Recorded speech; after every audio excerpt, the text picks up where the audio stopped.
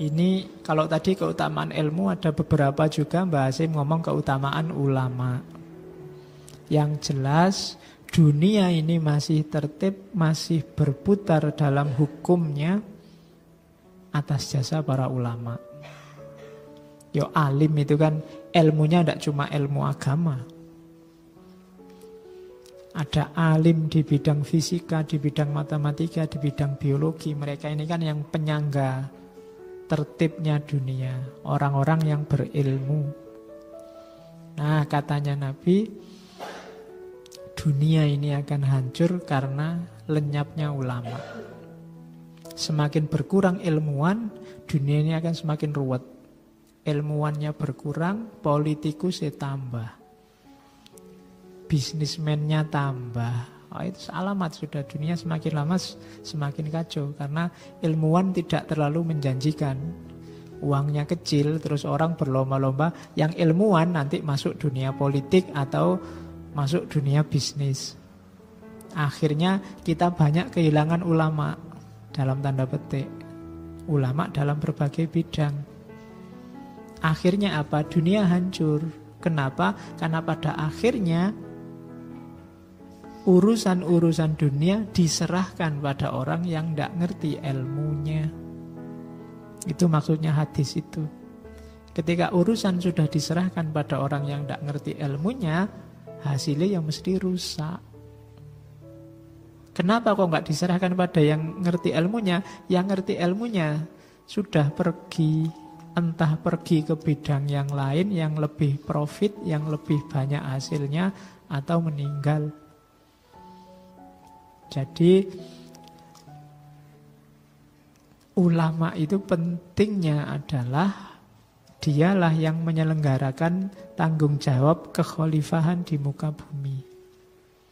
Kalau mereka ini pergi semua, ya yang terjadi kekacauan demi kekacauan. Kalau tidak percaya, silahkan kamu cek ada masalah ruwet apa di Indonesia. Itu mesti akarnya ketika yang ahlinya tidak ada, yang jadi ilmuwannya tidak ada. Atau ada tapi tidak ikut campur. Atau ikut campur tapi tidak dipercaya. Atau ikut campur dan dipercaya tapi banyak tekanan. Oke. Maka Nabi mengingatkan itu. Makanya kita hargai ulama itu antara lain dengan cara kita posisikan para ulama itu pada makomnya sebagai ulama. Oke, tidak hanya dihargai dalam arti tidak boleh dicaci maki, itu ya pastilah. Tapi ada yang lebih penting, kita posisikan mereka dalam porsinya dan proporsinya. Karena mereka lah nanti yang menjalankan tanggung jawab tertibnya dunia ini. Ini saya lupa dulu, hadis ini pernah saya sampaikan waktu tema para filosof muslim. Saya lupa di tokoh siapa. Jadi hati-hati, banyak orang yang cara berilmunya keliru.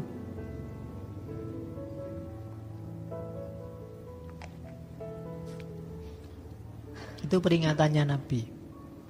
Man tolabal ilma liyujadilal ulama wa yumariya bihis sufaha wa yasrifa bihi wujuhan nasi ilaihi. Kalau ada orang nyari ilmu niatnya 3 ini, adkholahun nar. Barang siapa mencari ilmu, tujuannya yang pertama untuk mendebat para ulama. Jadi mungkin ada ulama atau tokoh apa yang tidak kamu setujui pikirannya, terus kamu cari-carikan dalil, kamu cari-carikan alasan untuk membantah pikirannya. Jadi tujuanmu cari ilmu hanya untuk membantah, hanya untuk mendebat. Wa yumari bihis sufaha, atau untuk menipu orang-orang bodoh. membuat mereka terpersona. Wah, pinter banget orang ini. Wah, orang ini kalau ngomong enak sekali. Wow, wa yumari bihi sufaha. Wa yasrifa bihi wujuhan nas ilaihi.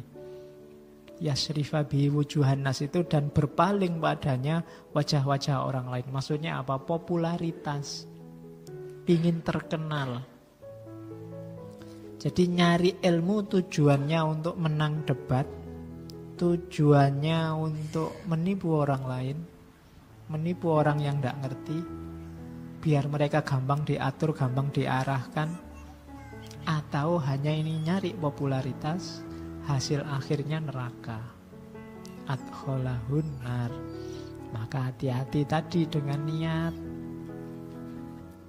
Bahwa ada temanmu atau gurumu atau ustadzmu yang tidak kamu setujui gagasannya, tidak masalah. Tapi jangan gara-gara itu terus kamu cari-carikan dalil. Beda loh ya, mencari dalil dengan mencari-cari dalil. Kalau mencari-cari dalil, nyari yang cocok.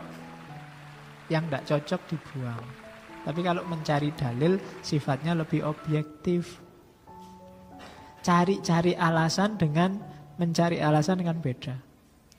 Mengapa kamu begitu? Terus, Pak, alasannya gini loh Pak. Itu jelas. Tapi kalau mencari-cari itu kamu bikin-bikin alasannya.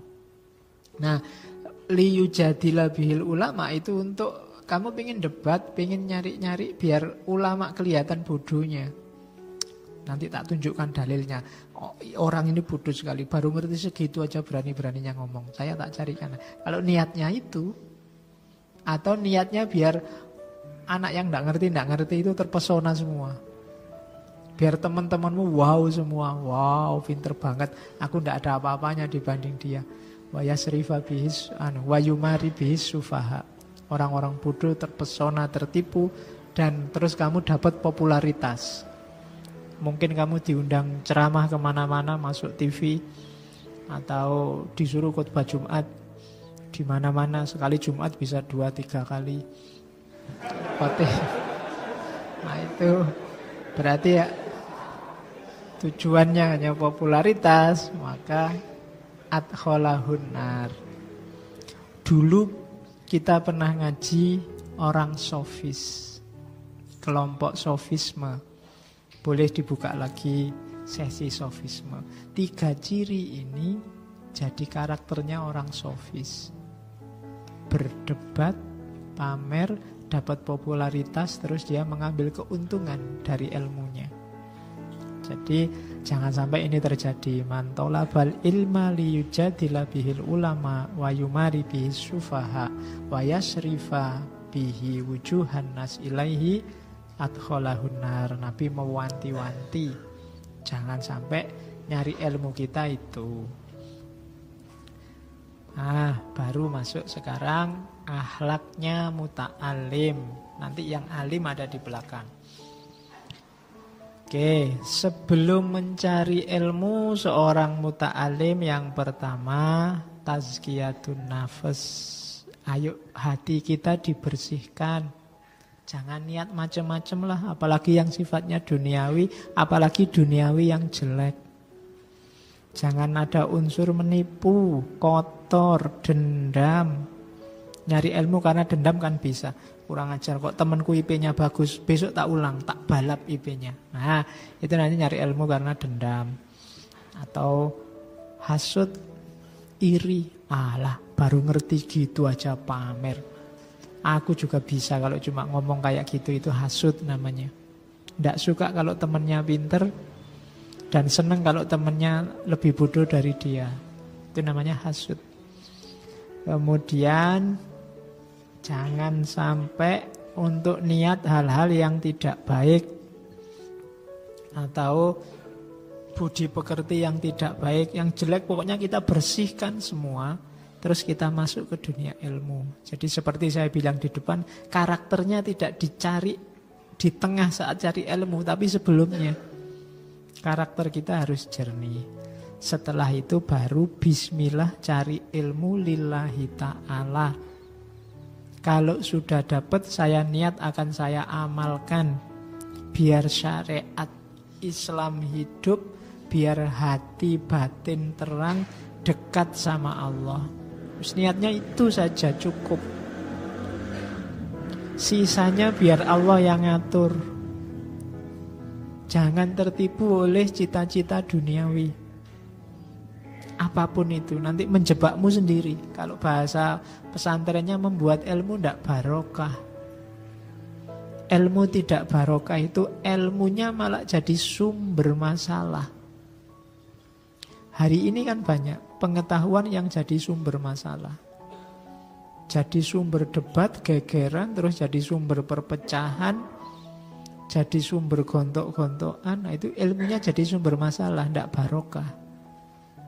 Biar barokah, bersihkan dari awal dirimu, kemudian isilah dengan niat lillahi ta'ala. Jadi kalau ditanya kuliah nyari ilmu. Besok kalau lulus mau jadi apa? Ya terserah Allah. Wong kita punya Tuhan. Yang penting kita sungguh-sungguh serius berusaha. Apakah itu berusaha cari ilmu atau besok berusaha untuk bekerja, Allah pasti membuka jalan. Yakin kamu? Yakin.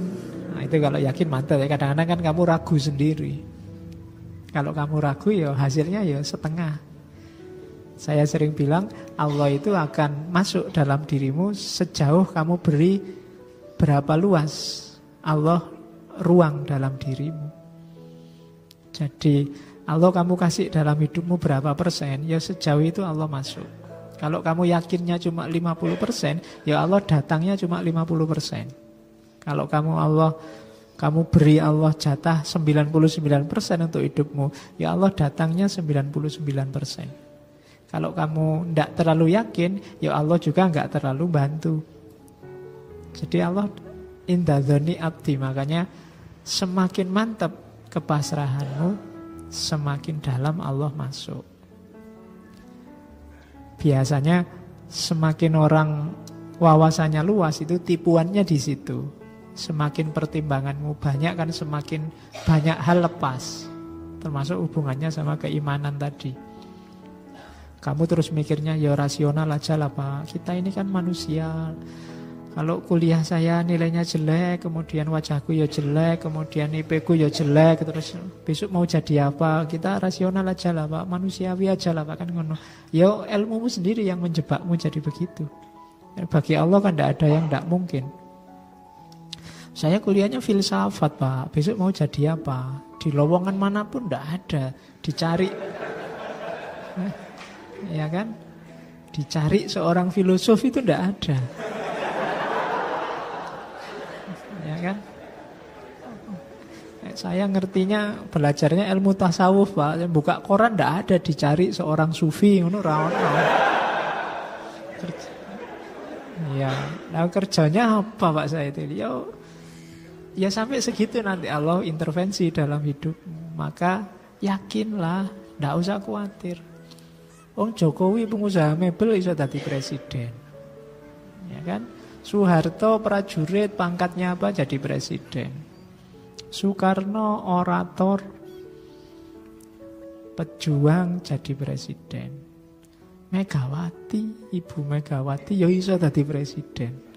Gus Dur dengan karakternya bisa jadi presiden. Habibie masih kecil jadi presiden. Ya, memang orangnya kecil. Jadi tidak usah khawatir kalau urusan itu. Tugasmu cuma berusaha aja semaksimal mungkin nyari ilmu, nyari rezeki. Kalau besok kerja pasrahkan pada Allah. Allah yang ngatur. Oke, jadi nyari ilmu yang pertama bersihkan diri, niatlah yang baik. Setelah itu baru ini adab sebenarnya, tapi di adabul alim dijadikan satu. Akhlak sama adab ya bahasa umumnya memang attitude, perilaku. Yang pertama untuk membantu niat yang baik tadi, jangan menunda-nunda. Ini penyakit yang banyak kita alami sebenarnya.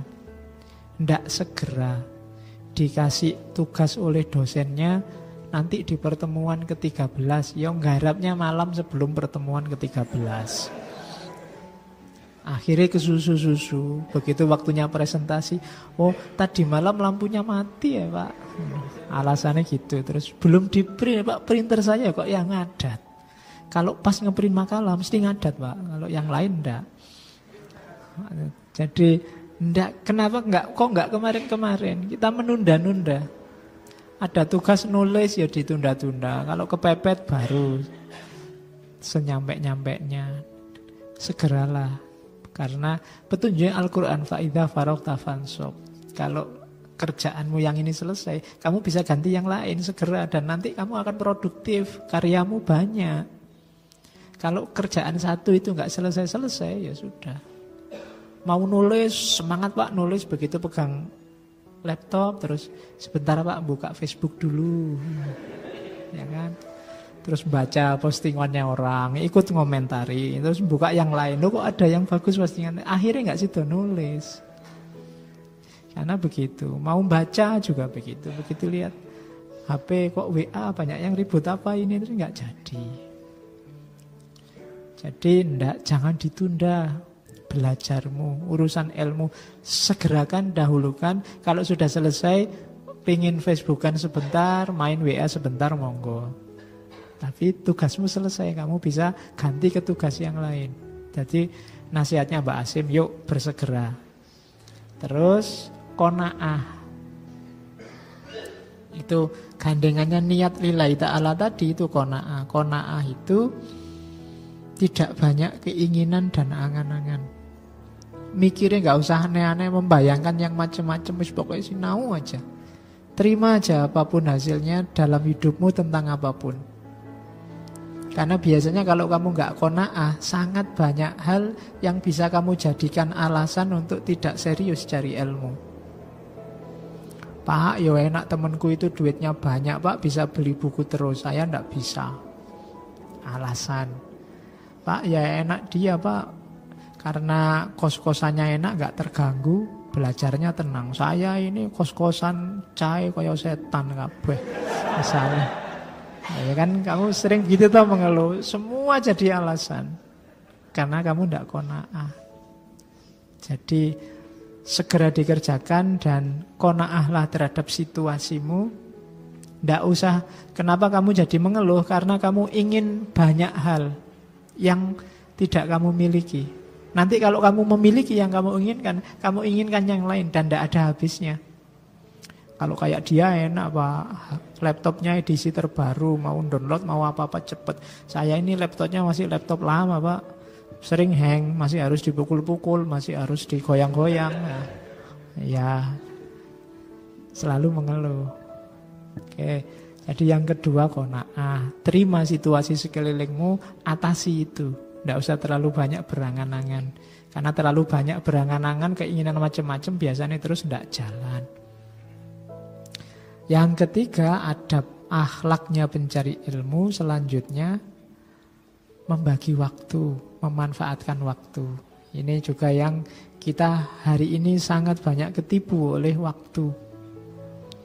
Seolah-olah waktu kita sempit padahal banyak. Seolah-olah kita sibuknya luar biasa padahal ya nggak punya jabatan apa-apa, nggak jadi apa-apa, itu kok penting banget. Terus waktunya susah. Wah, kapan ya Pak saya bisa mulai nulis? Seolah-olah waktumu itu repot terus, jadi mulai nulis saja kamu bingung. Loh emangnya kamu tidak punya waktu? Banyak sih Pak, tapi kapan ya Pak saya bisa menyelesaikan? Banyak waktumu, coba diatur, manfaatkan yang baik.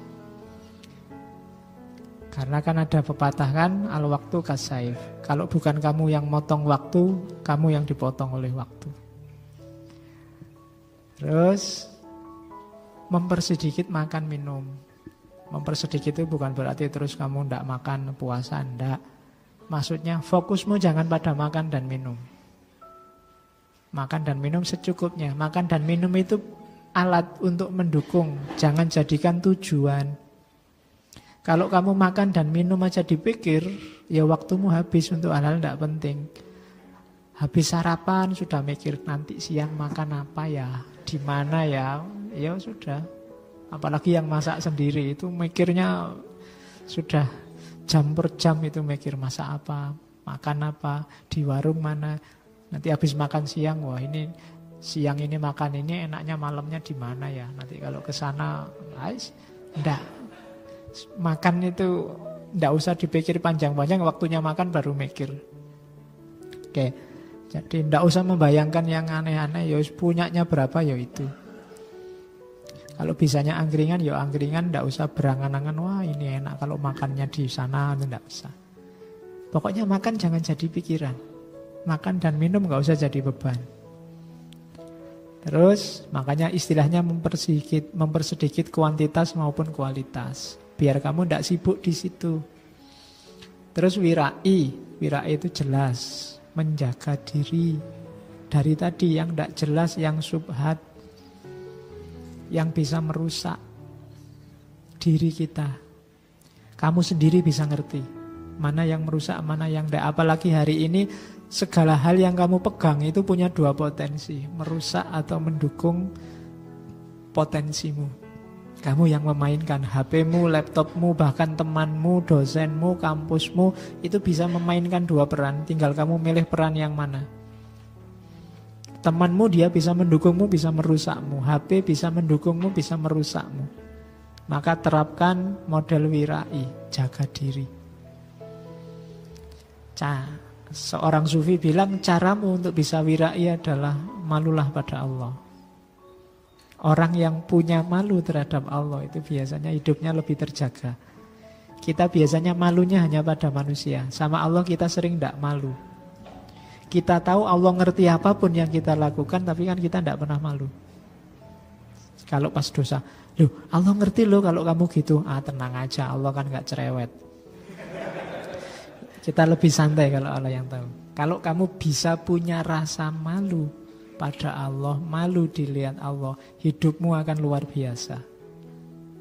Tidak usah banyak orang nasihati kamu, nuntun kamu sudah otomatis tertib hidupmu. Kesadaran dan rasa malu di hadapan Allah itu luar biasa. Terus yang selanjutnya, tidak banyak tidur. Tidak banyak waktu terbuang sia-sia untuk tidur. Tidur itu normal sajalah, maksimal 8 jam. 8 jam itu sudah sepertiga umurmu dalam sehari. Sehari cuma 24. Kalau kamu tidurnya 7-8 itu sudah. Oh saya kalau malam jarang tidur Pak, ya podo wae. Kalau pagi sampai siang kamu tidur. Total-totalannya biasanya lebih panjang malahan kadang-kadang. Jadi jangan banyak tidur. Apalagi di jam-jam produktif. Kamu sendiri yang bisa manajemen waktunya. Terus tidak terlalu asyik dalam pergaulan, bahasanya Mbah Hasim. Karena kadang-kadang pergaulan sama teman itu menghabiskan waktu. Bukan tidak boleh. Boleh, cuma jangan terlalu tenggelam di situ. Yo jangan anti teman. Tapi secukupnya. Syukur-syukur bisa mendukung pertumbuhan wawasanmu, pertumbuhan keilmuanmu. Jadi jangan tenggelam di situ, apalagi dengan lawan jenis. Itu biasanya kalau sudah masuk ke dunia itu kamu susah keluar sudah dengan lawan jenis. Yo lebih gawat lagi kalau sesama jenis.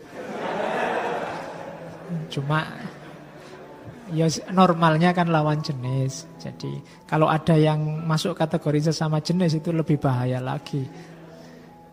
Oke, kamu sendiri yang ngatur untuk urusan pergaulan. Kamu ngertilah dosismu sendiri. Dosis yang tidak membahayakan masa depanmu untuk urusan pergaulan. Karena ini juga penting.